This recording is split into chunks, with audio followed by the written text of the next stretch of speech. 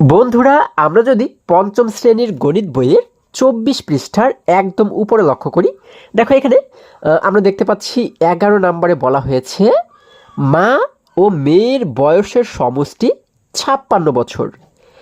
মায়ের বয়স মেয়ের বয়সের ৩ গুণ। তাদের প্রত্যেকের বয়স কত? আচ্ছা, আমরা যদি প্রশ্নটিকে আবারও বোঝার চেষ্টা করি, এখানে কি বলা হয়েছে? মা এবং মেয়ে, তাই না, তাদের দুজনের বয়সের সমষ্টি ৫৬ বছর। সমষ্টি মানে কি? মানে এই দুজনের বয়স একসঙ্গে হচ্ছে ৫৬ বছর। ঠিক আছে, এবারে বলা হয়েছে মায়ের বয়স মেয়ের বয়সের ৩ গুণ। কি বলা হয়েছে? মায়ের বয়স হচ্ছে মেয়ের বয়সের ৩ গুণ, অর্থাৎ মেয়ের যে কয় বছর বয়স তার ৩ গুণ বেশি হচ্ছে মায়ের বয়স। ঠিক আছে, এখন আমাদের বের করতে বলা হয়েছে তাদের প্রত্যেকের বয়স কত। প্রত্যেকের মানে কি?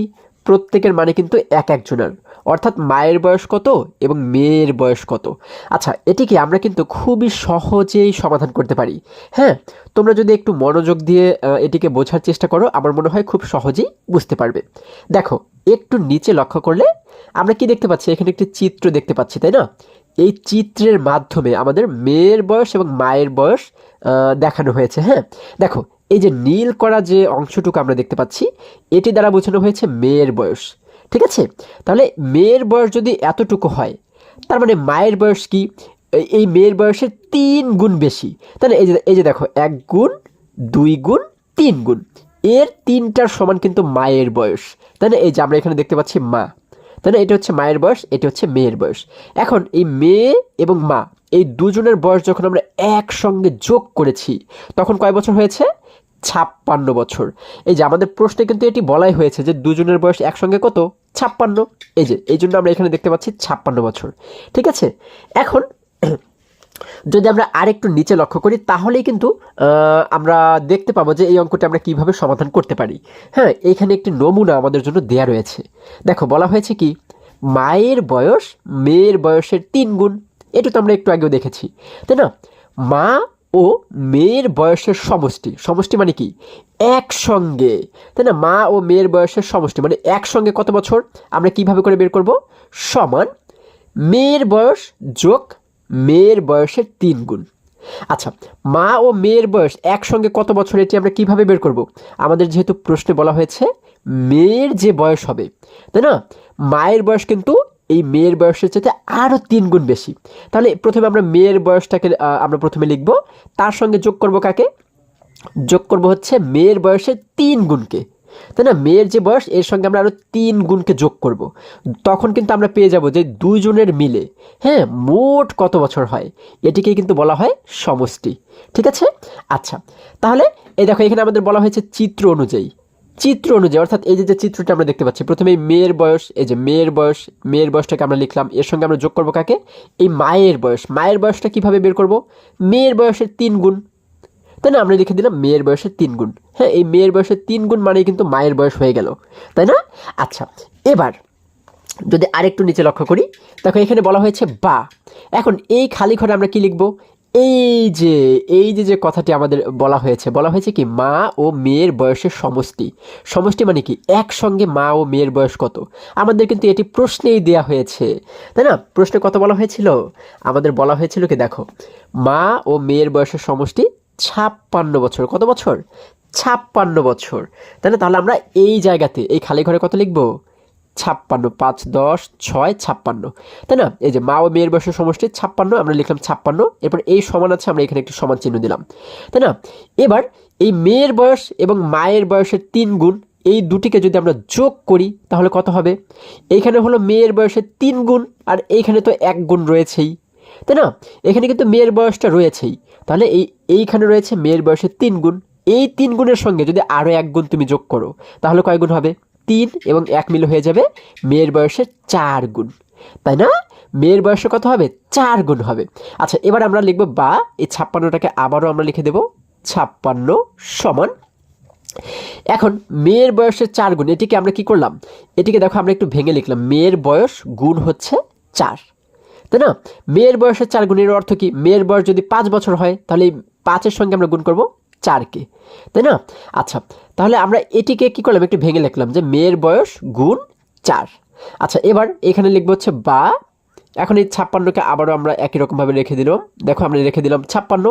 এখন এই যে গুণ 4 আছে, হ্যাঁ, আমরা কিন্তু এর আগে শিখেছি যখন এই সমানের ডান পাশের সংখ্যা যখন বা পাশে চলে আসবে, হ্যাঁ, কিংবা বা পাশের সংখ্যা যখন ডান পাশে চলে আসবে, তখন কি হয়ে যায়, তখন কিন্তু এই চিহ্নটা পরিবর্তন হয়ে যায়। যদি গুণ থাকে ভাগ হয়ে যায়, বিয়োগ থাকলে যোগ হয়ে যায়, তাহলে উল্টো হয়ে যায়। তাহলে এখানে আছে গুণ 4, তাহলে এই পাশে যখন এই 4কে আমরা নিয়ে আসলাম, এই গুণটা কি হয়ে যাবে, ভাগ 4 হয়ে যাবে।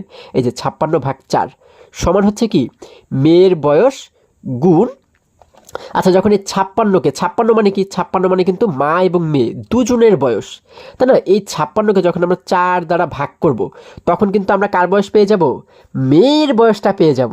ঠিক আছে, কারণ এই 4 গুণের মধ্যে এই যে 56 যে 4 ভাগ, 4 ভাগের 1 ভাগ হচ্ছে মেয়ের বয়স এবং 3 ভাগ কিন্তু মায়ের বয়স। তার মানে এই 56কে যখন 4 দ্বারা ভাগ করব, তখন আমরা মেয়ের বয়সটা পেয়ে যাব, তাই না? এই জন্য আমরা এখানে লিখলাম সমান মেয়ের বয়স গুণ 4 এবং ভাগ 4। আচ্ছা, মেয়ের বয়স গুণ 4 এবং ভাগ 4 কেন লিখলাম, কারণ যখন আমরা এই ভাগটুকুকে করব, তখন কিন্তু আমরা মেয়ের বয়সটা পেয়ে যাব। ঠিক আছে, এখন এই যে গুণ 4, হ্যাঁ, গুণ 4 যেহেতু আছে, হ্যাঁ, এর সঙ্গে আমরা ভাগ 4 কেন লিখলাম, কারণ এই গুণ এবং ভাগ যদি আমরা কাটাকাটি করে দিই, ঠিক আছে, তাহলে কিন্তু আমরা মেয়ের বয়সটা আমরা কিন্তু এখানে পেয়ে যাবো। এখানে কিন্তু শুধু মেয়ের বয়সটা থেকে যাবে। ঠিক আছে, অর্থাৎ এই কাজটুকু করলে, ভাগটুকু করলে আমরা শুধুমাত্র মেয়ের বয়স পেয়ে যাব। ঠিক আছে, এখন 56কে যদি আমরা 4 দ্বারা ভাগ করি, দেখো তো কত হয়। 4 দ্বারা যদি আমরা 56কে ভাগ করি, দেখো কয়বার ভাগ যায়, প্রথমে 4 দ্বারা আমরা 5কে ভাগ করো, একবার ভাগ যাবে, তাই না? 4 একে 4, 5 থেকে 1 বিয়োগ করলে থাকে হচ্ছে আমাদের 1, এবার নামবে কত, এই 6টা কিন্তু নিচে নেমে যাবে। তাহলে এখন হয়ে গেল 16। 4 দ্বারা 16কে কয়বার ভাগ যায়, আমরা জানি 4 4 16। আচ্ছা, 16 থেকে 16 গেলে থাকে 0। আমরা কত পাচ্ছি, 14 পাচ্ছি। তাহলে আমরা এই ভাগটুকুকে করে পাচ্ছি হচ্ছে 14।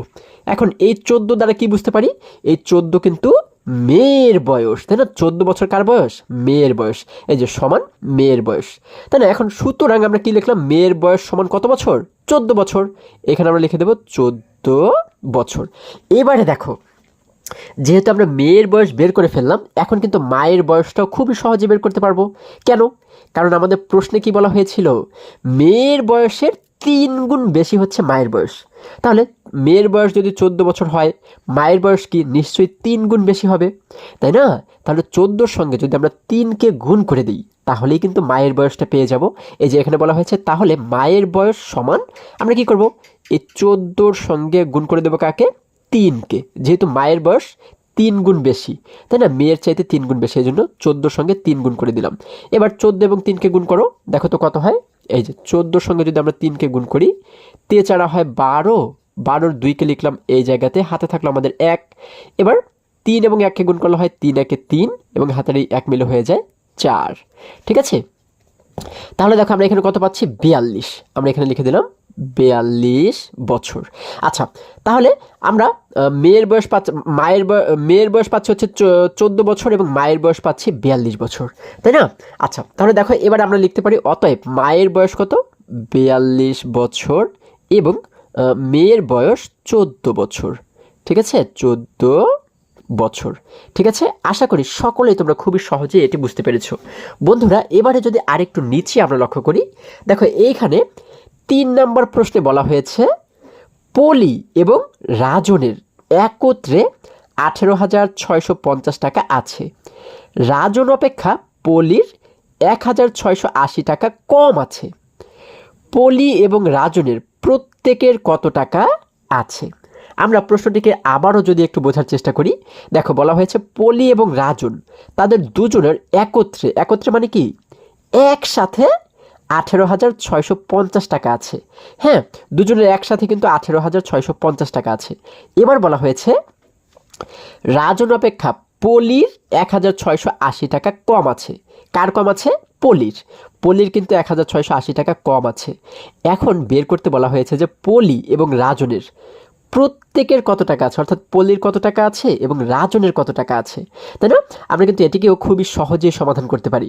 তবে দেখো, আমি তোমাদেরকে একটি কথা বলে রাখি, যখনই আমরা এই ধরনের কোনো অঙ্ক দেখব, ধরো এখানে টাকার হিসাব দেওয়া আছে, এই টাকার জায়গাতে ধরো কোনো অঙ্কে আমাদের লিচুর হিসাব দেওয়া আছে, কোনো অঙ্কে আমাদের আমের হিসাব দেওয়া আছে, অর্থাৎ আমরা দেখব যেসব অঙ্কে একজনের কম আছে এবং একজনের বেশি আছে, সেই সমস্ত অঙ্কগুলো সমাধানের ক্ষেত্রে যার কম আছে তারটা আমরা আগে বের করব। এটি কিন্তু তোমাদের সবসময় মনে রাখতে হবে, ঠিক আছে? যার কম থাকবে তারটা আমরা আগে বের করব, ঠিক আছে? এবং যার বেশি থাকবে তারটা পরে বের করব। আচ্ছা, এখানে তাহলে কম রয়েছে কার? পলির 1680 টাকা কম আছে। তার মানে পলির যেহেতু কম আছে, এখন দেখো আমরা কি করব, পলিরটা আগে বের করব। হ্যাঁ, এখন পলিরটা কিভাবে বের করব?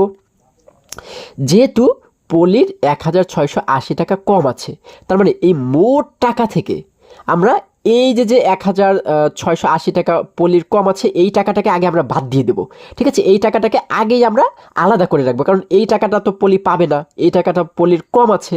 তাহলে এই জন্য এই মোট টাকা থেকে আমরা আগে এই 1680 টাকাকে বিয়োগ করে দেব।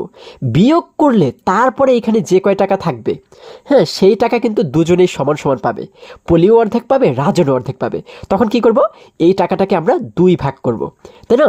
অর্থাৎ বিয়োগ করার পরে যা থাকবে সেটিকে আমরা 2 দিয়ে ভাগ করলেই কিন্তু পেয়ে যাব পলির কত টাকা আছে, তাই না? তাহলে আমরা কি করব, প্রথমে কিন্তু মোট টাকা থেকে এই টাকাটাকে বিয়োগ করে দেবো, তাই না? আচ্ছা, চলো আমরা 3 নম্বর অঙ্কটি একটু সমাধান করার চেষ্টা করি। বন্ধুরা, আমরা 3 নাম্বার দিয়ে লিখব যেহেতু যেহেতু যেহেতু পলির, আচ্ছা দেখো, সরি, যেহেতু পলির কত টাকা কম আছে? আমাদের বলা হয়েছে 1680 টাকা, 80 টাকা কম আছে, তাই না? কম আছে, কম আছে। সুতরাং পলির আছে, সুতরাং সুতরাং পলির আছে, পলির আছে। এখন পলির কত টাকা আছে আমরা কিভাবে বের করব? আমরা এবারে একটি সমান চিহ্ন দেব, তারপর একটি বন্ধনীর ভিতরে আমরা কি করব, দুজনের মিলে পলি এবং রাজন দুজনের কত টাকা ছিল? 18,000 কত 650 টাকা কিন্তু ছিল, তাই না? এই মোট টাকা থেকে যেহেতু পলির 1680 টাকা কম আছে, এই টাকাটা আমরা বিয়োগ করে দেবো। আমরা বিয়োগ করব 1680, শেষে লিখে দেবো কি? টাকা, তাই না? আচ্ছা, তাহলে এই টাকাটা বিয়োগ করার পরে যেহেতু এই টাকাটা পলি পাবে না, তার এটা কম আছে, এইটা বিয়োগ করার পরে যা থাকবে সেই টাকাটা কিন্তু দুজনেই সমান সমান পাবে, তাই না? তাহলে আমরা দেখো যদি বিয়োগ করি, হ্যাঁ, আমরা এখানে একটু সমান চিহ্ন দিলাম।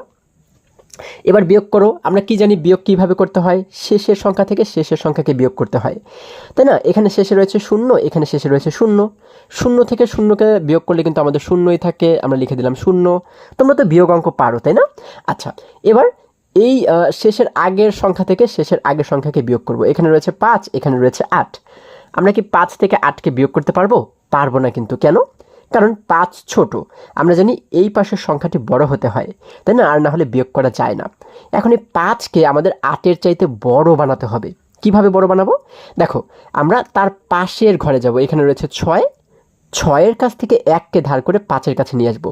ও কিন্তু আগে ছিল শুধুমাত্র 5, তাই না? কত ছিল? 5। যখন এই 6-এর কাছ থেকে 1 ধার করে ওর কাছে নিয়ে আসলাম, এখন 1 এবং 5 মিলে কত হয়ে গেল? 15 হয়ে গেল। তাহলে এবার 15 থেকে যদি আমরা 8কে বিয়োগ করি তাহলে কত থাকে? আমরা জানি 15 থেকে 8 চলে গেলে থাকে হচ্ছে আমাদের আরও 7, তাই না? আমরা এখানে লিখে দিলাম 7। আচ্ছা, এবার আমরা তার আগের সংখ্যা থেকে যদি তার আগের সংখ্যাকে বিয়োগ করি, এখানে আগে রয়েছে হচ্ছে 6, এখানে আগে রয়েছে 6। আচ্ছা, কিন্তু এখানে যে 6 আমরা দেখতে পাচ্ছি, এখানে কি আসলেই 6 রয়েছে? না বন্ধুরা, এখানে কিন্তু 6 নেই। কেন? কারণ এই 6 থেকে তো আমরা এই যে ওর কাছে 1 ধার করে দিয়েছিলাম, তাই না? সেই 1 কমে গিয়ে ও এখন হয়ে গেল কত? 5 হয়ে গেল, তাই না? তাহলে এটি কিন্তু আছে এখন 5। এবারে 5 থেকে আমরা 6কে বিয়োগ করতে পারবো? পারবো না। কেন? কারণ 5 কিন্তু ছোট, তাই না? এই 5কে আবার আমাদের বড় বানাতে হবে। কিভাবে বড় বানাবো? এই পাশের ঘরে যে 8 রয়েছে, ওর কাছ থেকে 1কে ধার করে আবার এই 5-এর কাছে নিয়ে আসলাম।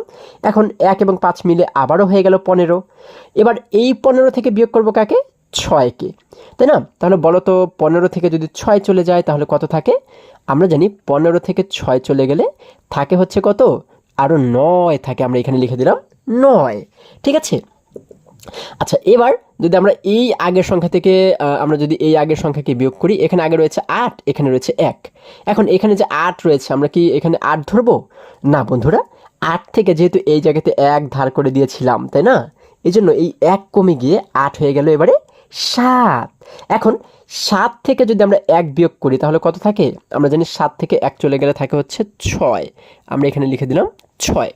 এবার তার আগের সংখ্যা দুটি লক্ষ্য করো, এখানে আগে রয়েছে 1, এখানে কিন্তু আগে আর কোনো সংখ্যা নেই। আচ্ছা, এখানে যেহেতু কিছু নেই, তার মানে 1টাকে আমরা এইখানে আগে লিখে দেব। ঠিক আছে, তাহলে শেষে রয়েছে টাকা, আমরা শেষে লিখে দেব টাকা।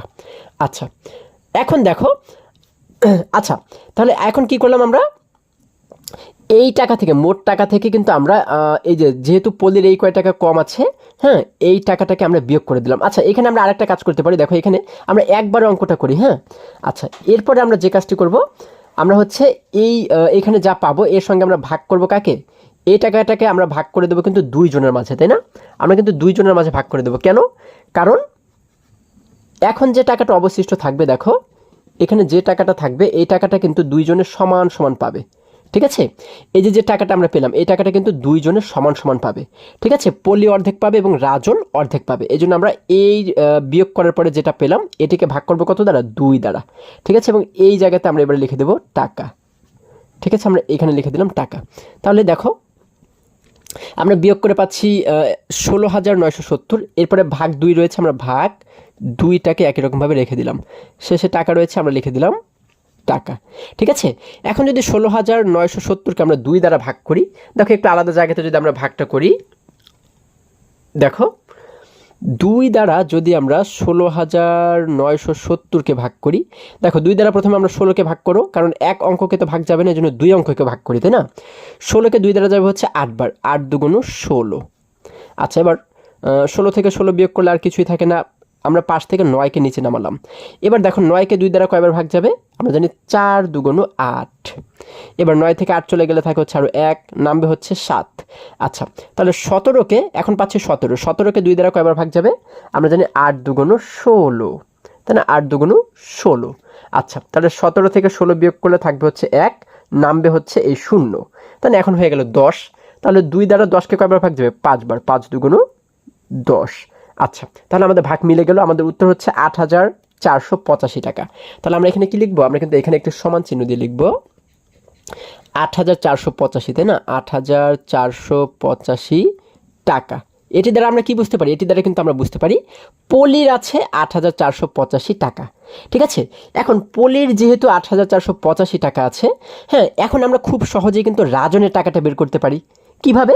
কারণ পল্লীর যে টাকা আছে, রাজনের তো এই টাকা আছেই, এবং এর সঙ্গে আরও 1,680 টাকা বেশি আছে, তাই না? কারণ পল্লীর যেহেতু 1,680 টাকা কম রয়েছে, তার মানে এই টাকাটা কার বেশি আছে? রাজনের বেশি আছে, তাই না? তাহলে আমরা এই পল্লীর টাকার সঙ্গে যদি 1,680কে যোগ করে দিই, তাহলেই পেয়ে যাব যে রাজনের মোট কত টাকা আছে, তাই না? দেখো, এবার আমরা লিখবো হচ্ছে এবং রাজনের আছে, বা লিখবো হচ্ছে সুতরাং রাজনের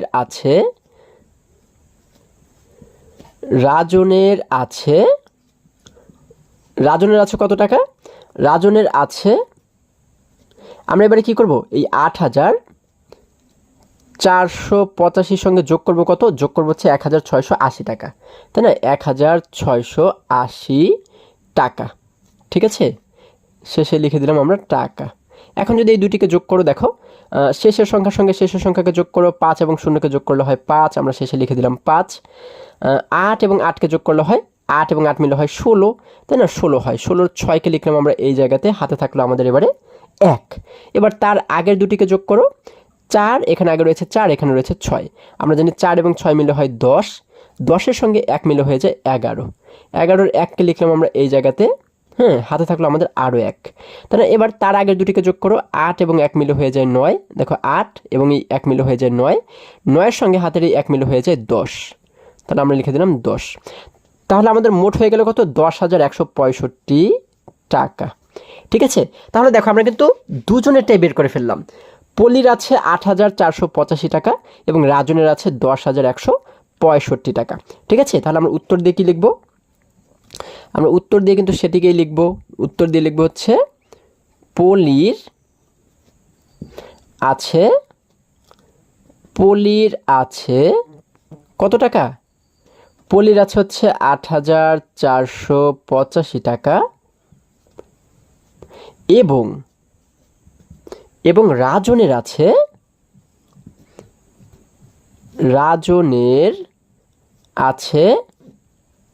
রাজনের আছে কত টাকা? 10,165 টাকা। তাহলে আশা করি সকলেই তোমরা আজকের এই অঙ্কটি বুঝতে পেরেছো। বন্ধুরা, এবার যদি আমরা আবারও বইয়ের কাছে ফিরে যাই, দেখো বন্ধুরা, আমরা যদি এবারে আরেকটু নিচে লক্ষ্য করি, এখানে 4 নম্বর প্রশ্নে বলা হয়েছে আবির 500 টাকা নিয়ে বাজারে গেল। সে 60 টাকা দরে 2 কেজি করে আলু, 50 টাকা দরে 1 কেজি পটল ও 55 টাকা দরে 1 কেজি বেগুন কিনল। সবজির দোকানের জিনিসের দাম পরিশোধ করে সে 220 টাকার মাছ কিনল। তার কাছে কত টাকা রইল? আচ্ছা, আমরা যদি এই প্রশ্নটিকে আবারও বোঝার চেষ্টা করি, হ্যাঁ, বলা হয়েছে আবির সে কী করলো? 500 টাকা নিয়ে বাজারে গেল। এবার এই 500 টাকা থেকে সে কী কিনলো? 60 টাকা দরে 2 কেজি আলু কিনলো, অর্থাৎ এক কেজির দাম হচ্ছে 60 টাকা। এরকম সে কয় কেজি আলু কিনলো? 2 কেজি, তাই না? এবার 50 টাকা দরে 1 কেজি পটল কিনলো, এবং 55 টাকা দরে, অর্থাৎ এক কেজির দাম হচ্ছে 55 টাকা, এরকম 55 টাকা দরে 1 কেজি বেগুন কিনলো। এরপরে সে কী করলো? সবজির দোকানের জিনিসের দাম পরিশোধ করে সে 220 টাকার মাছ কিনলো, তাই না? আচ্ছা, তাহলে এত কিছু কেনার পর এবার আমাদের বের করতে বলা হয়েছে তার কাছে কত টাকা রইল। এখন এটিকে আমরা কিভাবে বের করতে পারি? এটি কিন্তু খুবই সহজ। দেখো, প্রথমে আমরা বের করব সে কত টাকার কেনাকাটা করলো, তাই না? সে যেহেতু 2 কেজি আলু কিনলো, তাই না? 2 কেজি আলুর দাম কিভাবে বের করব? এই যে 1 কেজির দাম যেহেতু 60 টাকা, তার মানে 2 কেজির দাম কিভাবে বের করব? 60-এর সঙ্গে 2 গুণ করব, তাহলে কিন্তু আমরা 2 কেজি আলুর দাম পেয়ে যাব। তারপর 1 কেজি যেহেতু সে পটল কিনলো, 1 কেজি পটলের দাম 50 টাকা, তার মানে 50-এর সঙ্গে আমরা 1কে গুণ করলে পটলের দাম পেয়ে যাব। তারপর 55 টাকা দরে 1 কেজি বেগুন কিনলো, তার মানে 55-এর সঙ্গে যদি 1কে গুণ করি তাহলে আমরা 1 কেজি বেগুনের দাম পেয়ে যাব। তাহলে এরপরে আমরা কি করব? মাছ কিনলো কত টাকার? 220 টাকার। এই সবগুলো জিনিসের দামকে আমরা যোগ করব, যে সে মোট কত টাকার কেনাকাটা করলো। ঠিক আছে? আচ্ছা, তারপরে যখন আমরা বের করবো যে কয় টাকার কেনাকাটা করলো, এরপরে সে যেহেতু 500 টাকা নিয়ে বাজারে গিয়েছিল, এই 500 টাকা থেকে সেই কয় টাকাকে বিয়োগ করে দেব। যে কয় টাকার কেনাকাটা করলো সেই কয় টাকা বিয়োগ করে দেব। বিয়োগ করলেই তো পেয়ে যাব তার কাছে আর কত টাকা রইলো, তাই না? খুবই সহজ কিন্তু। আচ্ছা, তাহলে এটিকে আমরা কিন্তু 2 রকম পদ্ধতিতে সমাধান করতে পারি। একটি হচ্ছে কথার অঙ্কের মতো করে, হ্যাঁ, এবং আরেকটি হচ্ছে আমরা গাণিতিক বাক্যের মাধ্যমেও কিন্তু এটিকে সমাধান করতে পারি। তোমাদের যেভাবে সুবিধা হয় সেইভাবেই সমাধান করতে পারো। ঠিক আছে? আচ্ছা, তাহলে চলো 4 নম্বর অঙ্কটি আমরা একটু সমাধানের চেষ্টা করি। বন্ধুরা, আমরা 4 নাম্বার দিয়ে লিখতে পারি। আমরা কিন্তু প্রথমে সবগুলো হিসেব করব যে সে মোট কত টাকার কেনাকাটা করলো। হ্যাঁ, তাহলে প্রথমে লিখব সে আলু কিনলো। আমরা কি লিখব? আলু কিনলো, আলু কিনলো, আলু কিনলো কত টাকার? দেখো, আলু কিনলো, আমরা কি করবো? 1 কেজি আলুর দাম যেহেতু কয় টাকা আমাদের বলা হয়েছে, 1 কেজি আলুর দাম কিন্তু 60 টাকা, তাই না? 60 টাকা দরে মানে কি? 1 কেজির দাম 60 টাকা, তাহলে সে কয় কেজি আলু কিনেছিল? 60 টাকা দরে 2 কেজি আলু কিনেছিল। এই জন্য 60-এর সঙ্গে গুণ করবো 2কে।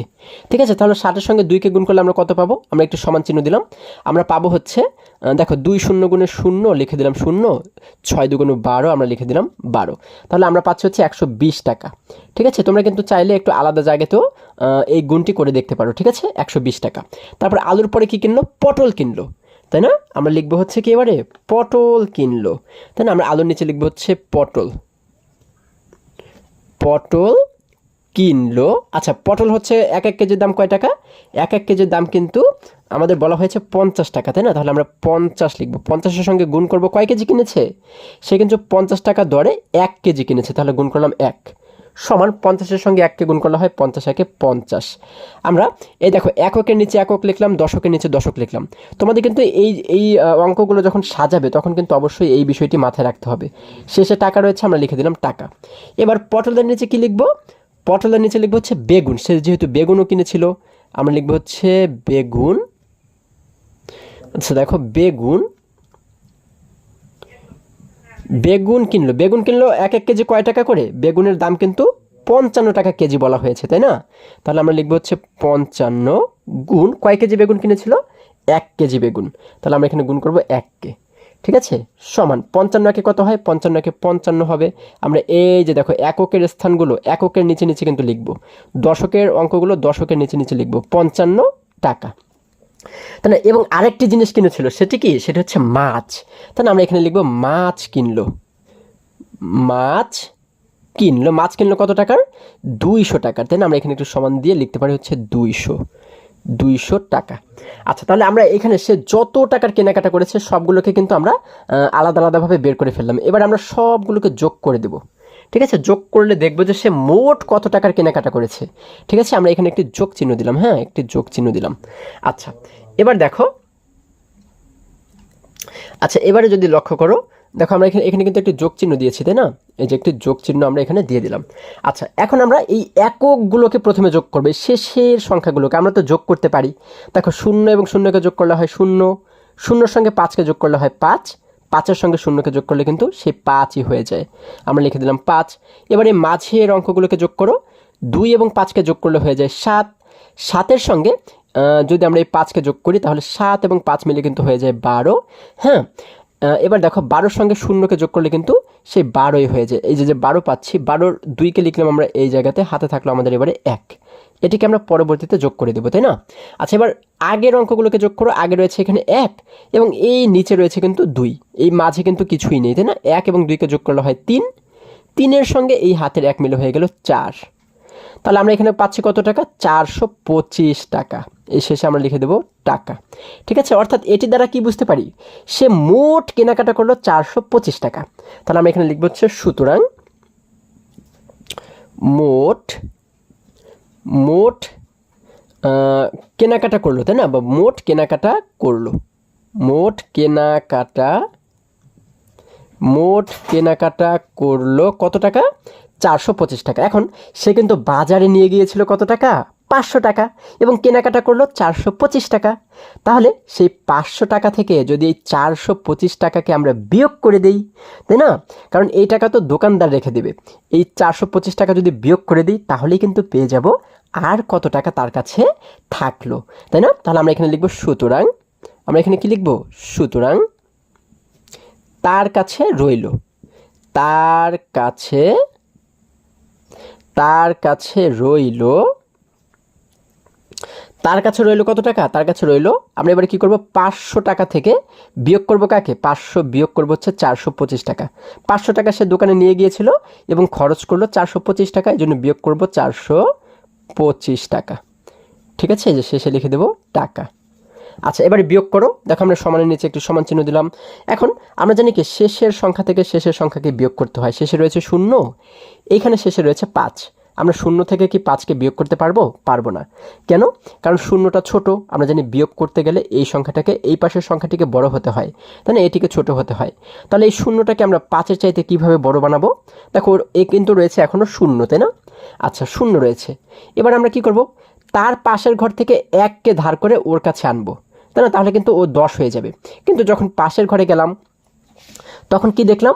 ওর নিজের কাছেও তো 0, ও কিন্তু দেওয়ার মতো কিছুই নেই, তাই না? তখন আমরা কি করব? তার পাশের ঘরে যাব। তার পাশের ঘরে গিয়ে দেখলাম এইখানে রয়েছে 5। এবারে 5-এর কাছ থেকে কি করব? আমরা কিন্তু সরাসরি ওর কাছে 1 নিতে পারবো না। যেভাবে ধাপে ধাপে ওর কাছে গিয়েছি সেইভাবে ধাপে ধাপে কিন্তু এই 0-এর কাছে আসতে হবে, হ্যাঁ। এখন 5-এর কাছ থেকে আমরা এই 0-এর কাছে যদি প্রথমে 1 দিই, দেখো এটি রয়েছে 0, 5-এর কাছ থেকে যখন 1 দিয়ে দিলাম তখন 1 এবং 0 মিলে হয়ে গেল কিন্তু 10, তাই না? এই 0টি এখন কিন্তু হয়ে গেল কত? 10 হয়ে গেল। এবং এই 5 হয়ে গেল কত? 5 কিন্তু হয়ে গেল 4। 5 থেকে যেহেতু 1 দিয়েছি তার মানে 1 কমে গিয়ে ও হয়ে গেল 4। এটি কিন্তু মনে মনে ধরবে, ঠিক আছে? 4 তোমরা কিন্তু লিখবে না, আমি তোমাদের বোঝানোর জন্য লিখে দিচ্ছি। আচ্ছা, এবার এই যে ও কিন্তু 10 হয়ে গেল, তাই না? এখন এই 10 থেকে ওর কাছে আমরা 1 দিতে পারবো। এখন দেখো 10 থেকে যদি এই 0-এর কাছে আমরা 1 দিই তাহলে এই 0টি কত হয়ে গেল? 0-এর সঙ্গে 1 মিলে কিন্তু 10 হয়ে গেল। তার মানে এই 0টি এখন 10 হয়ে গেল। এবং একটু আগে যেহেতু ও 10 ছিল, 10 থেকে 1 কমে গিয়ে ও হয়ে গেল কত? ও কিন্তু হয়ে গেল এবারে 9, তাই না? ও হয়ে গেল 9 এবং এই শূন্যটি হয়ে গেল 10, তাই না? এখন এই 10 থেকে 5কে আমরা বিয়োগ করতে পারবো, তাই না? আমরা জানি 10 থেকে 5 চলে গেলে থাকে আরও 5, আমরা এখানে লিখে দিলাম শেষে 5। আচ্ছা, এবার এখানে যে শূন্য রয়েছে আমরা কিন্তু আর শূন্য ধরবো না, আমরা এটিকে কত ধরবো? 9 ধরবো, তাই না? এবং এই 5কে ধরবো 4, তাই না? এইগুলো কিন্তু মনে মনে ধরবে তোমরা, ঠিক আছে? এগুলো লিখবে না। আচ্ছা, এখন এই 9 থেকে আমরা বিয়োগ করবো কাকে? এই যে আগের সংখ্যা রয়েছে 2, তাহলে 9 থেকে 2 চলে গেলে থাকে হচ্ছে কত? আরও 7 থাকে, আমরা লিখে দিলাম 7। হ্যাঁ, এবারে প্রথম সংখ্যা থেকে প্রথম সংখ্যাকে বিয়োগ করো। দেখো এখানে কিন্তু এখন রয়েছে 4, 4 থেকে 4 চলে গেলে কিন্তু আর কিছুই থাকে না। তার মানে আমরা কিন্তু যেহেতু কিছু থাকে না মানে শূন্য, আমরা জানি শুরুতে শূন্য লিখতে হয় না। তাহলে আমরা কত পাচ্ছি? 75 টাকা। এটিই কিন্তু আমাদের উত্তর, ঠিক আছে? তার মানে এখন আবিরের কাছে কত টাকা থাকলো? 75 টাকা, ঠিক আছে? উত্তর আমরা কি লিখবো? আমরা উত্তর দিয়ে লিখবো হচ্ছে 75 টাকা রইল, তাই না? 75 টাকা রইল। আচ্ছা, আশা করি আজকের সমস্ত অঙ্কগুলো তোমরা খুবই সহজে এবং খুবই সুন্দরভাবে বুঝতে পেরেছো। বন্ধুরা, আজকে আমাদের এই পর্যন্তই, আবারও দেখা হবে পরবর্তী ভিডিওতে। আর হ্যাঁ, তোমরা যদি আমার চ্যানেলে নতুন হয়ে থাকো তাহলে এখনই চ্যানেলটি সাবস্ক্রাইব করে পাশে থাকো, যেন আমার যে কোনো ভিডিও আপলোড করার সাথে সাথে খুব সহজেই তোমরা সেটি পেতে পারো। সকলে ভালো থাকো, সুস্থ সবল থাকো, এই কামনা করে শেষ করছি। ধন্যবাদ সকলকে।